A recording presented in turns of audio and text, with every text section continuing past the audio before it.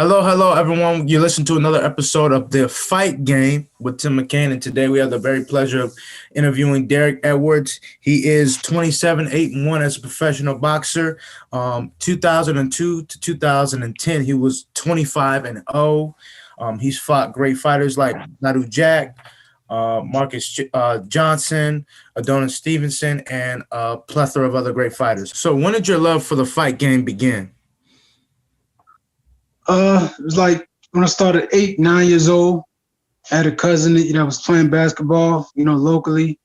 I found out they had a boxing gym at the recreation center, and started, going down, doing the workouts. Fell in love with it, and doing it off and on ever since. And I began really having a more of a personal interest in it around the time I was like 16, 17 years old. 16, 17. So explain the progression. So you were 8 or 9 years old when you first entered your first boxing ring, correct? Uh-huh. And just talk about the your first experiences going into the ring when you were 8 or 9, and then falling in love with the sport when you were 16, 17 years old. Well, okay, from the earlier ages, it was just more or less like personal interest, yeah, Rocky movies and different books I would read, like about Sugar Ray Robinson, things like that. And I just personally, got a personal interest about, doing the workouts, finding out about, different like punch mechanics and different aspects of training.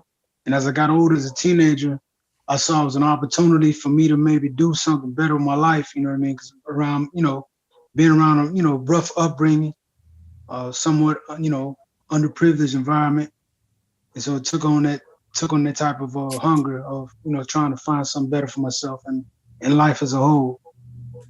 Yes, sir. Yes, sir. So how did and you answered it already, but how did boxing change your life as a young man? Gave me an outlet to look, let out my frustrations and put focus and structure into something that that could be long lasting and something that could be significant, a significant goal. And looking at the ups the ups and the highs of other comparable guys who have come to come from somewhat similar backgrounds and made the most of their lives, even as going as far as could become world champions and 2 and 3 time world champions, and bringing a name up in lights and making something huge of themselves. Yes, sir. Yes, sir. So did you have an amateur career, and what was your amateur career? What was your record? Only had what, three, no, three, six, only 6 amateur fights, but Wow. 3 and 2, one DQ, I believe. Some no, doing 3, 2, 3, no, like 3 and 3. Yeah, 3 and 3. Yeah, Yes, sir. Yes, only sir. had 6 amateur fights. Thing about it, me being I guess from North Carolina during that time. This is around 1997. I say 97, 98. And the amateur program is much better now, but then it wasn't strong as it was. I was actually I was able to be a walk on as in the regional amateur tournament around that time. Yes, sir. Yes, sir. And what was your experience as being an amateur and only having 6 fights? Did you so for you having 6 fights, you were like, well, I have the confidence. I know I'm a good fighter, so I don't have to have hundreds of fights as an amateur. I know I can go professional right away. Right. That's the thing. I was during that time, beginning coming back as a teenager, later middle year teenager. I became a gym rat, Hmm. and I was always athletic coming out of high school playing football. I started lifting weights, but I was always, always athletic, had an athletic, fast, agile build, you know what I mean? So coming off from lifting weights, from playing football, I went in there, became a gym rat, and we had a lot of, different local pros, older guys that who used to go be in camps with guys like Whit Lowry. He used to actually maintain a lot of like sparring guys for Mike Tyson back in his heyday. Mike Tyson, he worked with Tim Witherspoon, Burt Cooper, a lot of different heavyweights and different experienced guys in the past. And Whit Lowry got me in there with seasoned pros, guys around my size during that time. And I was like, I became a gym rat. And they took it easy on me, not to just trying to run me out the gym, but once I got used to it, I mean, it was like, giving me the business. And that's what I got a lot of my experience in going into the pros. You know what I mean? So I'm not, my amateur career is not there as far as numbers and competing on an Olympic, a huge Olympic level, but I got plenty of in-ring gym experience. You know what I mean? So that's where a lot of my comfort and confidence, came in with the sport. Yes, sir. And how did your gym experience? So this is a two-part question. So how did your gym experience help you transition to being a pro and having a 25 straight win streak off the gate? And then also take us through your experience outside and inside the ring, being somebody who was 25-0 from 2002 to 2010. It must have been a mile high. During that time, it's like a lot of guys, coming from North Carolina, a lot of guys try to give us some of the guys who made it their way as a reputation of fighters who are not necessarily that skilled or dedicated. But myself, I took personal pride and emphasis on, being the best that I could possibly be. Also I would add, like, earlier in my years too, like my grandfather, he would always watch boxing with me, like back in the day, Tuesday night fights, watched a lot of those fights with him. And, he came up, he had a stint in reform school, and he was actually, from South Carolina. He had a chance to go upstate New York with a guy that, used to work with him, but he never took that opportunity. I guess, being a country boy, he wasn't trying to leave the city, go up north and be away from his mother and father. So he stood on the farm. He grew up as a sharecropper. And, being with that gave me a lot of pride and emphasis on, maybe doing something better than my grandfather did. So that put emphasis on me, taking pride and dignity in myself, coming from North Carolina, knowing that the reputation that some fighters have built for our region of fighters being under-dedicated, So I took that upon myself with my experience to, even though I know I was like taking my time being built, bringing my experience, having my, experiences built up, not to jump out there too far, but I know that, sooner or later, slowly but surely, I would, fight better and better competition. So I always remain, in a humble mind state, but still knowing that I would have to, better myself and, come up to better challenges and be ready for those challenges when they came. So it always, kept me humble, but at the same time, striving for better levels, fight by fight. Yes, sir. Yes, sir. Well, I want to actually take us back because you mentioned your grandfather, and you mentioned how he actually could have been talented enough to go to be a professional one day. So, how did your grandfather influence you as a fighter and as a person, and how influential was he? I mean, he's pretty much the father that I didn't have. Being my father was in my life in my early years. I met him. I eventually finally met him when I was like 13 years old. But outside of that, my grandfather being in my life, raising me up. He always, put emphasis on me, in being structured, in the Lord, believing in, put my faith in the Lord, and just trying to, be the best person that I could be, And like I said, we watched, fights, Tuesday night fights and stuff back in the day. He'd always like have me looking at different things, which I didn't really understood it then. I see now, but he was like trying to show me different things then that I understand now better. But he would always pretty much know, even if he had pretty much equal guys, like he could pretty much tell who who's going to be the guy who's going to like bring out the victory in most of the fights. So I'd always like look for different like different qualities in fighters that that I could maybe try to add into my game, add into my arsenal here and there. And I would always he'd always have me look at different attributes that different fighters will have to try to pay attention for good things to look out for. And I would always like put that in my mindset of trying to use as once I eventually started getting more involved in hand to hand combat competition, sparring, and different fights with different guys, and eventually in the pros. Yes, sir. Yes, sir. So, take us back to your youth. So, one, who were some of the fighters that you styled your game after watching their fights, and who were some of your favorite fighters personally growing up? In those days, like what early '90s.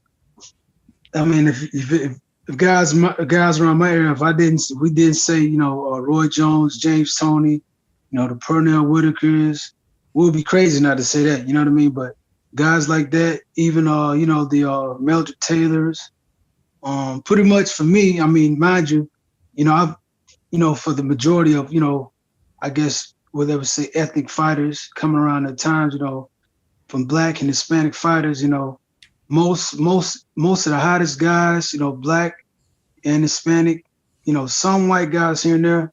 I would say more so like who's his name? What's his name? He's passed now. Tommy Morrison. I would always admire him for his hooks and stuff. He had more. To me, he was like more so like the white version of Mike Tyson in my eyes. You know what I mean? That's what I always that's what I always looked at and pictured him as. But like him, and even like most other guys like the what's that, Carbajal, any of the hot guys don't know in the early to mid '90 eras. Those are guys I always try to like pay attention to and like try to pick things off of their fight style. Maybe not necessarily as well as their personalities and things of that nature. I always paid attention to the actual the skills of what these guys did in the ring. My next question is, what did you learn more so from your wins or from your losses, and how did you bounce back from your losses? Definitely. I could absolutely say more so from the losses. You know what I mean? Because it's like it more or less it kind of I wouldn't necessarily say a roadblock, but it kind of puts you in a pause. You have an expectancy to like look at certain guys and you're trying to fight, you're getting ready for them. You might come away with it, that whether it's a close victory or a certified victory, a certified loss that you sustained. You go back, play things in your head and try to think about what your mindset was going into that fight and think of a better way. For me personally, trying to think of a better way psychologically how I would approach, a rebound for the next fight. You know what I mean? Training harder, but not necessarily like trying to kill myself in training, but training harder and training smarter and being more determined in my approach in different aspects and different strengths of things that I need to like use for my next fight. So. Yes, sir. Yes. So, what does success look like to you? What is your definition of success? To me, definitely it's having decent people around you, because even with that, it's an individual, sport, athletic sport. But fighters, they still have, the support, as far as their team, whatever their coach is, the manager or promoter, whatever.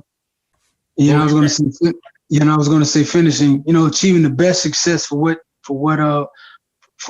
every aspect and every attribute that's around you, from the people, from your support, and doing your very best, knowing that you're training your best, and training your hardest, and training your smartest, and getting the best results. Hopefully in victory for every victory, you try and get as many victories as you can, because nobody wants to lose. Absolutely, absolutely. So, last question: who are your top 10 greatest boxers of all time? Top 10, man. I get asked this a lot, but I never really had just like maybe even one like particular one favorite. But if I can go down the line, guys I would think off of straight off hand, I would say, James Toney, Roy Jones Jr., Sugar Ray Leonard, Dwight Cowie, Dwight Braxton, Marvin Hagler. Who's some other guys? That's the first five. I would say Would you go heavyweights? Larry Holmes. Larry Holmes. Larry Holmes, Joe Frazier, Mike Tyson, and a few other boxers, just pure boxers. Terry Norris. Don't get me wrong, I guess a lot of guys look old school for the greatest Ali. If I didn't say him, I guess people would look at me a certain way, but I mean, even with that, I wouldn't say Ali is my absolute favorite, rest in peace, but it's still not Ali though. It's not. Yeah, Sugar Ray Robinson. Sugar Ray Robinson. Yes, sir. Yes, sir. Okay. So, Sugar Ray Robinson was a heavyweight, correct? Excuse me. Sugar Ray Robinson was not a heavyweight, a middleweight. Yeah, welterweight, middleweight. Yeah, he actually started as a featherweight. Yeah, he began as a featherweight. So Sugar Ray Robinson started as featherweight, but he was also a middleweight. So as we all know, Sugar Ray Robinson was a middleweight, but Roy Jones Jr. started out as a middleweight as well. Prime to prime, in a classic matchup, who would win in a match? Sugar Ray Robinson or Roy Jones Jr.? Middleweights in the prime, I've had to go with Roy Jones Jr. Looking at the technicalities and looking at the different athletic aspects. I mean, athletes are different now than they were then, even though those were harder men, like pound for pound, like every day, those were everyday harder men. But on an athleticism basis alone, I would have to go Roy Jones Jr., prime for prime, middleweight, definitely. Roy Jones Jr., the greatest middleweight of all time? No. Or is it Triple G? I mean, people say it's Triple G now. Get out of here. Triple G, no. Look, how many, hasn't he won more middleweight championships than anyone in history? Hasn't he had the longest? Has he had the longest? The errors. Look at the errors now. The errors. Don't get me wrong. Like, I don't want to be like, people try to like bring up like touchy subjects about race and this, that, and other. I don't want to take nothing away from my brothers, and can't take nothing away from Triple G, but he hasn't necessarily just fought absolutely the best of his era doing too. I mean, because it hasn't been the best guys in this era fighting in middleweight totally like that too on a consistent basis. I feel you. I totally respect that. I think the same thing about Mike Tyson. Mike Tyson was a great heavyweight, but when he fought against champions who were somewhat close to they weren't even really up to his level of greatness. They weren't. You're right. That's true. They weren't the very best champions of his era either. It wasn't. I'm sorry. Go ahead. Oh no, you go ahead. Yeah, even with him being a younger heavyweight, I mean, he was like an anomaly too. He was a sensation. Yeah, he definitely was a sensation, but a talented sensation too. You know what I mean? Exactly. And even the fighters that beat Mike Tyson, I think Mike Tyson was better than all the fighters he lost to, prime to prime. I just think that was the first time that Mike Tyson got punched and he didn't know how to handle it because he was always beating guys. Right.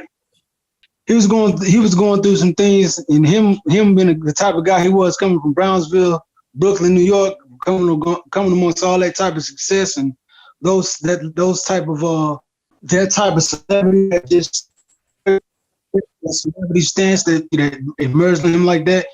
He didn't know how to handle that too, with the Robin Givens and the Don King things aside too, and his success and money. That was totally new for him. Yeah, I believe it. It's no excuse for his athletic performance, because he should have been ready for all of that regardless. You know what I mean? But mentally, he wasn't ready for that type of stuff. He wasn't. you know. Agreed. And nothing to take away from Evander Holyfield or Buster Douglas. Those are great champions, especially Evander Holyfield, not even being really a heavyweight. He was a cruiserweight. But Yeah. Mike Tyson, prime to prime, was better than all those guys. Yes. But Derek, thank you very much for your time. I really appreciate you, and you have an amazing day. Thank you, bro. You too. Yes, sir. Mm-hmm. Each other. Yeah, let's That's give it up sport. for him. Yes, sir. Give it up for Rob Parker. Yes, sir. For Rob Let's Parker. go. So, Jax, Yes, sir. Hollywood. We got to talk about the breaking news. The breaking news of Ryan Garcia being tested positive for Osterin. You know, and then he put out a tweet, actually. It was either a tweet or an Instagram post where he actually said, I effing love steroids. That's crazy. That is absolutely crazy. Damn. So what I kind of want to do for our very first sports show is kind of talk about the whole process of the fight. Yeah. All the social media antics, you know, all the things that he did from the pre-fight. So before we even talk about the breaking news, let's just talk about this whole Ryan Garcia, Devin Haney matchup. Now, from the very beginning when this happened, right, when they set up Devin Haney versus Ryan Garcia, for me, I kind of was like, okay, what's going to happen here? You have an undefeated fighter in Devin Haney who is just a great boxer. He's a phenomenal boxer. But he has some questions because you had that fight against Vasily Lomachenko, and a lot of people believe that he had lost that fight. Yeah, yeah. And with the rise of Terrence Crawford beating Errol Spence the way he did, you know, it kind of took Terrence Crawford to another level. And then the rise of Gervonta Davis and what he did to Ryan Garcia in the fourth round with that body shot. I know y'all remember that body shot. That was cold. That was cold-blooded. Yeah, that was cold. You know, I mean, when you saw it, you're like, wait, that took him out? But that liver shot, those liver shots are dangerous. As a fighter, talk about the liver shots. Man, it feels like you can't breathe, man. Especially when you don't see it coming. It feels like it's just, I don't know, man. It's a different type of pain. It's hard to describe, but you know, you like you're gonna you're gonna feel that shit. I'm telling you, as soon as they come with it, just pow, you go Especially they get you with a smooth combination. Yeah. Oh yeah, it's over. It's over. Well, you know what? And that's what it felt like for Ryan Garcia when he took that body shot to the liver against Gervonta Davis. Right. Now, here comes this fight. Now, Devin Haney is an exceptional boxer, but he had questions with the Vasily Lomachenko fight, but also he's not the best salesman, if you will. He's more of a behind the scenes. He's like, let my work do the talking for you, which is good as a fighter. But in terms of the promotion, you don't always get to see Devin's personality. Yeah, yeah. So you had the 1-2 punch of his father, and his father is a great persona, great personality. And so to me, it was interesting to see the difference between Devin Haney and Ryan Garcia. Because Ryan Garcia, what did you think of Ryan Garcia? Because I always felt like Ryan was just this guy. He was like, you know, the pretty boy, the flamboyant guy. But then he started doing these crazy social media antics. Like, as a fighter, seeing how Ryan Garcia promoted the fight, what were your thoughts as a fighter? Oh, he a genius. He was a genius. Because remember, Floyd and a lot of great fighters started off like that. Remember Floyd and Oscar? Yeah, Floyd and Oscar. Remember how he was doing him? Yeah. So I see Garcia had his own twist to it and stuff like that. And I was thinking, like, man, is he getting in Devin's hand? Like, Dick getting in his head? So that's why I was like, maybe it's like all strategy and stuff. Because the way how he fought was super high confidence. Like, super, super high. He was like, you know what I'm saying, like ready for it, just ready for all this, you know what I'm saying, everything going on. And he knew, like, I think he knew the fight was over, that he had it won right when Devin was starting to, like, you know what I'm saying, get too, like, hangover, too upset. Like, he wanted to, like, kill him in one punch, you know what I'm saying? Like, he just wanted to knock him out. But Ryan was so smooth and calm up in there. He was just like, you know what I'm saying, that hook, like, he was just pow, timing every time. Well, let's talk about it. You know, before we get into the fight, because there's a fight in the ring, but there's also a fight outside the ring. And you made a great point about how, hold up, these social media antics, because everybody was saying that Ryan Garcia was crazy. There was a point where he was talking about He was talking about 666. Yeah. He was talking about how he was going missing. I was like, people were like, what happened? He's talking about all these different things like sex trafficking and, no Diddy. He was going after Diddy before Diddy, you know what I mean? Yeah. Before that egregious video went out with Diddy doing what he did to Cassie. That was an egregious video. It was sickening to me. Yeah, But- that shit was crazy. But to see Garcia do all these social media antics that he was doing, to me, as a viewer, Yeah.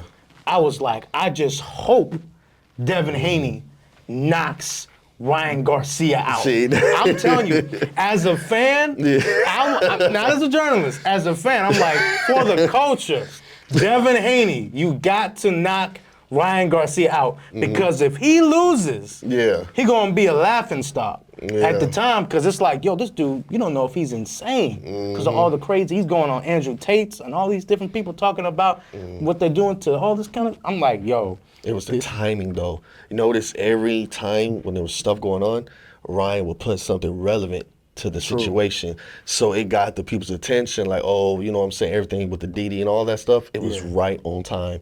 So more people getting more angry with him, tune in. So just like what you just said, now I want to see this dude get knocked out. I want to see Devin, you know what I'm saying, put them things on him, you know what I'm saying? So that was marketing. That was like, I feel like that was genius for that fight, And Devin, I really thought Devin, like, I wanted to see, like, I thought it was going to go mostly, like, even. I thought it was going to be one of those even history fights, but instead it did make history, but, it definitely made it. It did, man, but I thought it was going to be like one of those, those epic wars, like a Sugar Ray Leonard and Roberto Duran, you know what I'm saying? And like, because I wanted to see like something epic like that. But when I seen how it was just like one of those like kind of, it wasn't lopsided, but it started to really kind of get there when, you know what I'm saying? Like you knew like, oh man, Ryan's gonna take this. Like, you know what I'm saying? You know, it's interesting because not only was it the social media antics, but it was also the bet that went before the fight, which was, hey, I'm gonna bet you $500,000 per pound. And Ryan Garcia went 3 pounds overweight, taking himself away from it being a title fight. Yeah.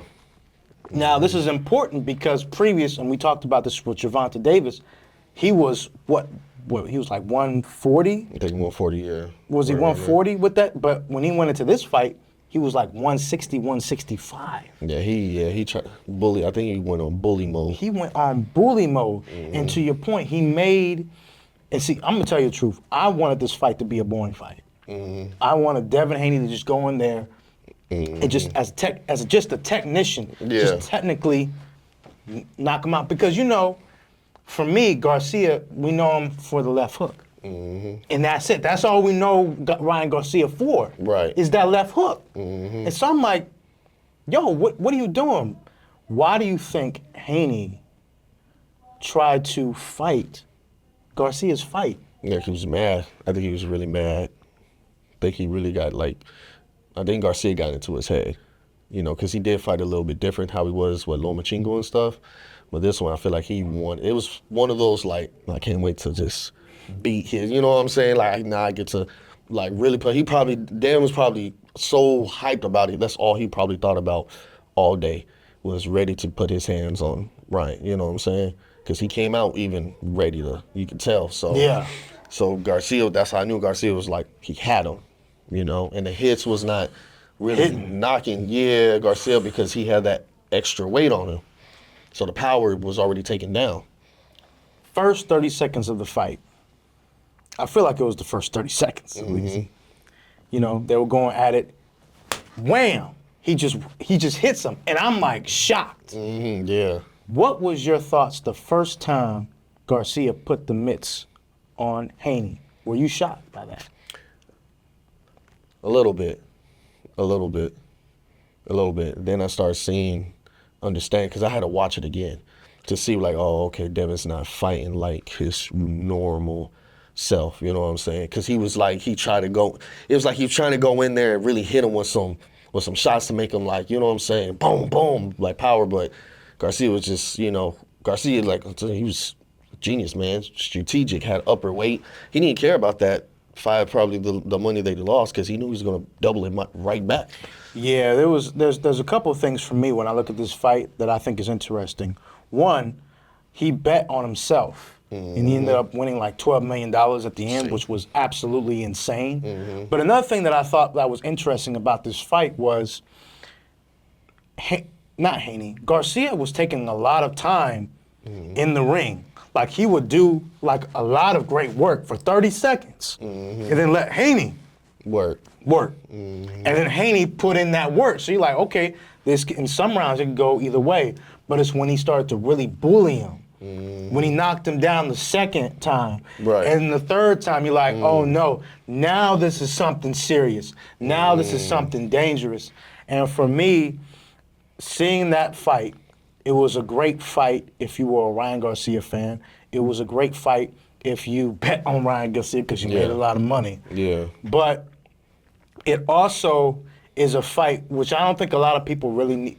I think a lot of people, they need to really be open and honest. When boxers lose that O, it affects them differently. Yeah. Because of the greatness of Floyd Mayweather, all these boxers, especially in boxing, they are unfortunately judged, and their pockets, they're not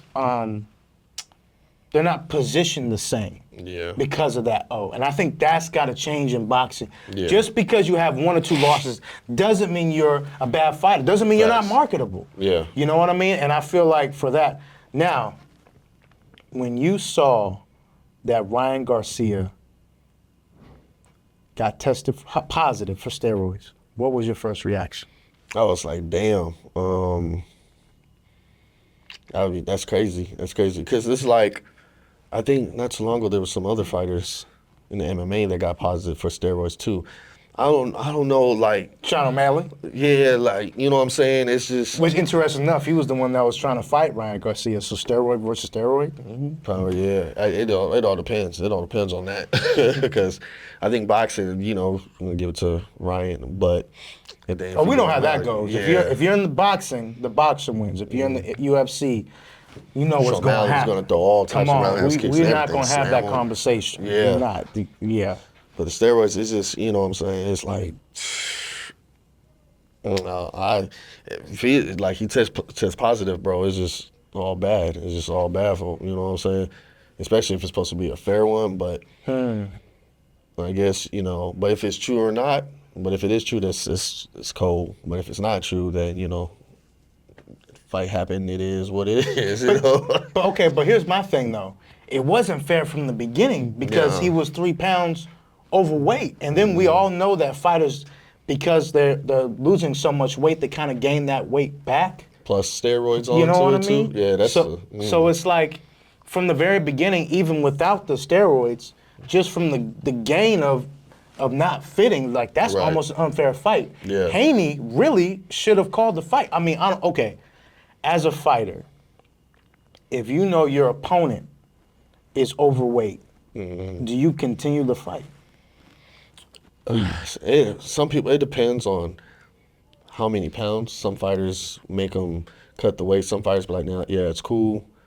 Some fighters be like, no. Like say if he came in like 8 pounds overweight. Oh, Jesus. Yeah, that's money, and probably the fight definitely wouldn't happen. You know what I'm saying? Or you try to cut it, but it's gonna be too late. So little stuff like that, it all depends on the situation of the fighter. That's because I've seen some spots and shit. Even myself on an amateur days, I was over on weight like 1 or 2 pounds. Fighter still said it was good to go, but I was willing to lose the weight because that was that struggle, man. That was the first time on the scene trying to lose that weight. It's hell. It's hell. Boy, it's hell. Did you win the fight? Yeah, I won that one. You won the fight. You won the fight. Hey. The extra pound. So that extra, how much does 1, 2, 3 pounds affect a fighter? Is it that much? It does, because remember, like fighters are like cutting weight, starving themselves, everything just to make weight. Some fighters that have those extra pounds, that means you're not gonna, you're exhausted, but you won't be exhausted as the dude that sacrificed all the way down to those pounds, because he's losing his energy, his muscle, and he got to rebuild that back, while your recovery is going to be a lot faster than his. Like, even through the next day, we don't know he's going to be fully recovered yet. You know, he could be still, you know, got some energy just for the fight, but it's not enough for him to go, you know what I'm saying? His body still got to get back to its reach of energy, you know? While some people, you know, it might be faster because they already have pounds extra where they can just eat and be good and they're full, and they wake up, boom, I'm ready. You know, the one thing that I noticed about this fight and the after effects of it was Devin Haney's response. You know, for me, as a reporter, as a fan, personally, I didn't understand Haney's approach to, oh, I never want to fight this guy again, or he was making comments about if a regular fan or let's say a football player or was talking about the fight, he was like, well, we can go and fight. I'm like, what is this guy talking about? And then he, you know, and then he goes and he's like, hey, let's get the lawyers involved and let's make this a win. He didn't even say just a no contest. Turns out he might have actually said a win on his column. I would prefer no contest because you can't say that you won that fight. Yeah. I wanted Devin Haney to win that fight. I feel you, yeah. But we cannot say Haney won that fight. Right, That's not you can't, no one can see that and say, oh yeah, Haney, you got knocked down 3 times. Yeah. And your face, was jacked up. Yeah. It was jacked up. You know what I'm saying? And like I said, I like this claim. I like Devin Haney. Right. I want to see the brother win. Right. But we have to make that a no contest. Yeah. Now, Ryan Garcia put out. So one, I wanted to ask you, what were your thoughts on the way that Devin Haney? Because as a fan, as a journalist, I have some questions because I'm not in the fight game. What did you think of Devin Haney's response? As fans, as journalists, are we wrong in our assessment to how a fighter's supposed to react to another fighter being, tested positive for steroids? Yeah, that's what I'm saying. Like it's a lot for him mentally. You know what I'm saying? He lost. At least he still kept his belts, but he lost the fight. Ryan cheated. He cheated. He was overweight. He cheated. So he got all of that just drilling. You know what I'm saying? Because Devin Haney took out some real top fighters, man. I'm not even gonna lie. Lomachenko, what was the other dude he fought? Fought two or three of them good fighters. And I was just like, I forgot the names. But bro, his resume is really a good resume. He's fought champions. Yeah, he has. So I still give him because Devin Haney's good too, man. Devin Haney is a Hall of Fame boxer. Yeah, most definitely. So I feel like he should. Now it's hard to really give Ryan a rematch because he feel like he can't trust him. So Jorge Linares, George Kambosos, Gamboa. Gamboa was a beast too. So he's fought a lot of great champions.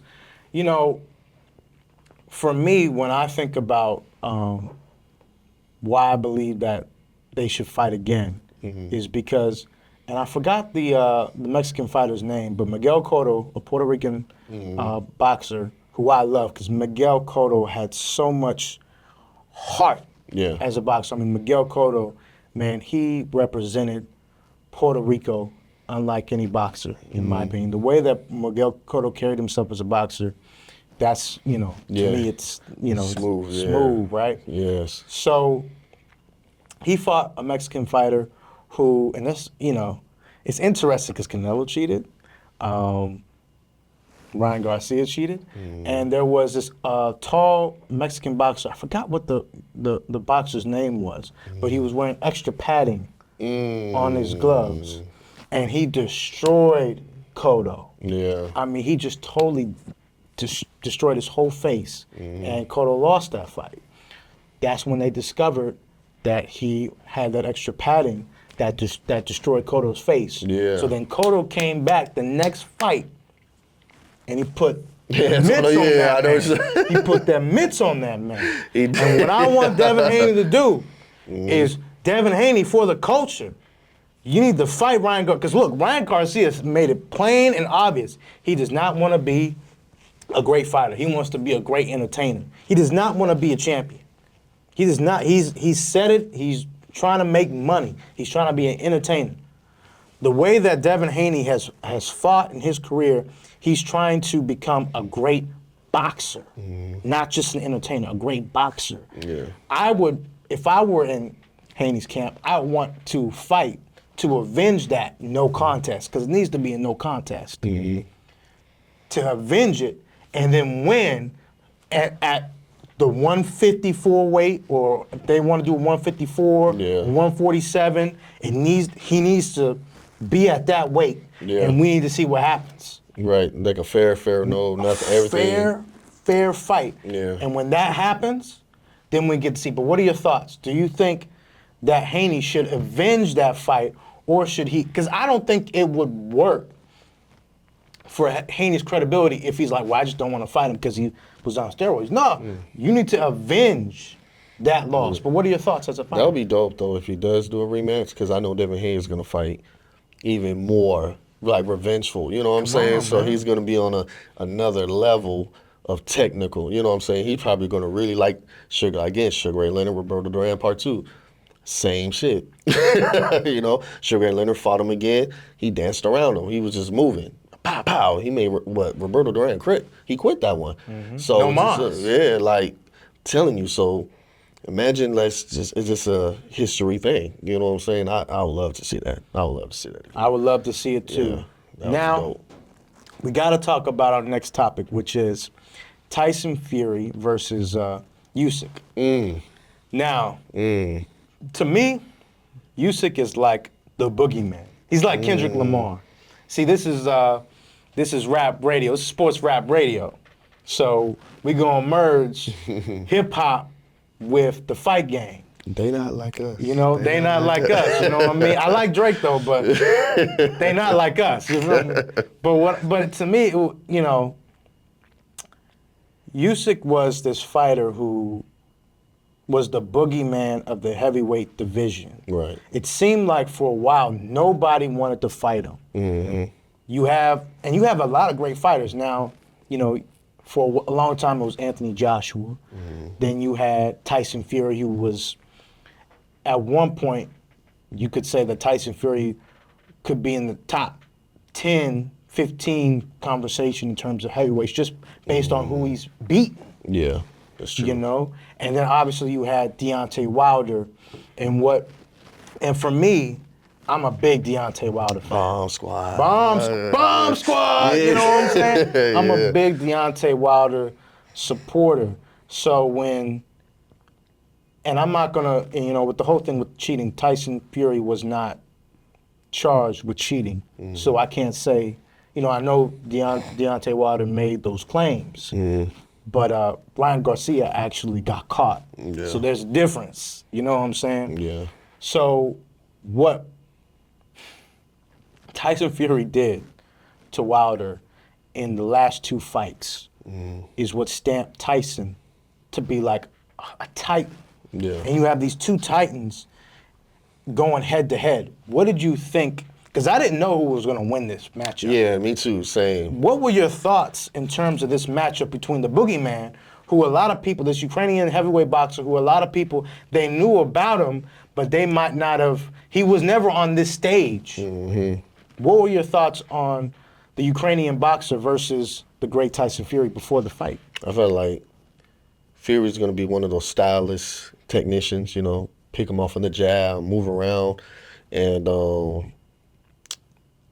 what's his name? Usage. Was it Usage? I can't even say his name. Usage. I can't even say his name. I apologize if I get it wrong and stuff, but he was going to come in like a Tyson, you know what I'm saying? Because ain't he taller? He's taller than him, right? Tyson's taller. Taller, right? So, yeah. So I could just say he was just going to be in his face at, like, in length of his reach, like in his perimeter, you know? And I really thought it was going to go like one of those no knockdown, like fighting to that both messed up, you know, swing, like, you know what I'm saying? Like one of those, not really officially like a Rocky fight, but, you know, just one of those long fights that everybody, like, it's an entertaining match. Like, the judges don't know who to give it to. Because there's just two great boxing technicians yes. that go to head-to-head. It's like the sweet science. It's literally you go in there, and it's like, because you have two different fights, I feel like, two different great fights. You have the all-out bomb squad wars that people love to see, but you also have the sweet science of people just going head-to-head. They got the skill, they have the techniques down, they know how to defend. It's beautiful. It's like poetry in motion. Yes, it is, yeah. You know? And that's what Usyk and Fury represented. And so I understand what you're saying when in terms of like who was going to win that fight. Now, there's something about Ukrainian boxers. You know, just to be honest, and I don't know why American heavyweight boxing has not been the same since Mike Tyson. Yeah. You know, and it's been very interesting to see what Europe has been able to produce in the fight game. Right. But for me, it really just represented the mighty have fallen and a tide has turned. Right. You know, and we're seeing Usyk now. The question is, who is Usyk going to fight next? Well, we know who's going to fight next. He's going to fight Tyson Fury again. But what are your thoughts on, because he's got to fight Tyson Fury again, he's going to lose his belts. Because his other fight, which is Philippe Hargrove, and correct me, my apologies if I get the name wrong. But what are your thoughts on these whole sanctions and, you have these multiple stipulations where you have fighters, they got to fight multiple fight deals, but they might lose out on championship fights. Yeah. Like, that's the thing that's like mind-blowing to me. I think Like, it's they're trying to build these fighters up, man, to get selling. It's about the money at the end of the day, too. They're trying to build certain fighters. So it's like you got to have some type of, like, hype around you or something to get close to one of those championship fights and stuff, you know what I'm saying? That's why you see fighters act out of character and stuff, where people's like, what is he doing? He's like, you're trying to get clout so he can hype up that fight so it can push you along. And so when you finally get to that fight, that's when, you know what I'm saying, it's like I'm set in stone to see like how the fight is going to play out and win. Now, I want to kind of go back to American heavyweights and European heavyweights. Yeah. Do you believe that there should be an extra weight division of super heavyweights?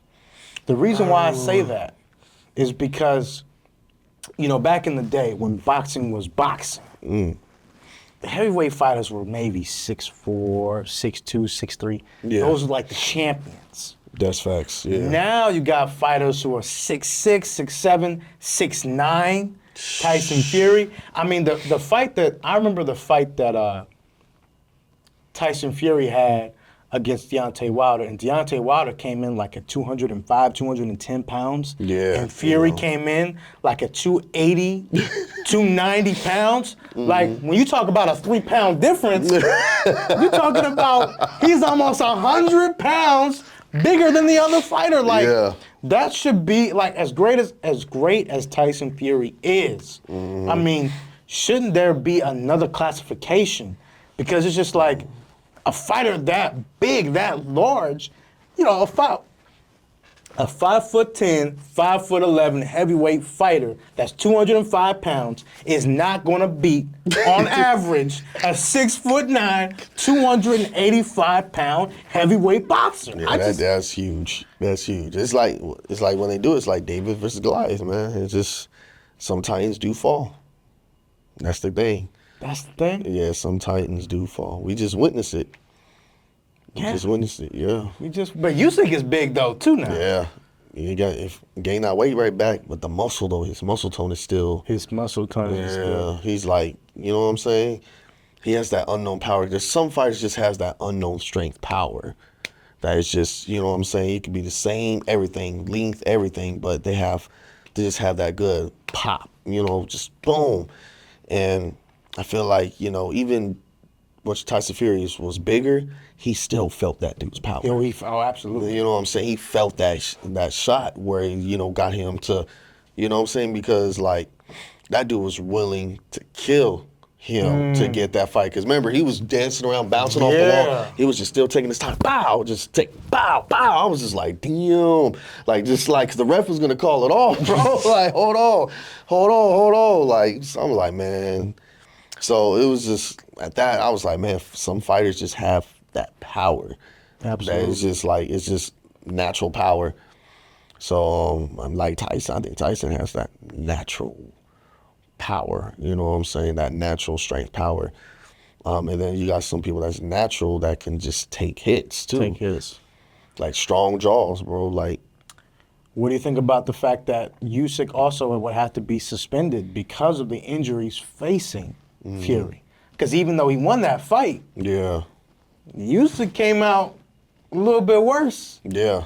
than Fury. So you're right about being able to take that punishment. The last topic that I want to talk about is I want to talk about what are your thoughts on Jake Paul versus Mike Tyson?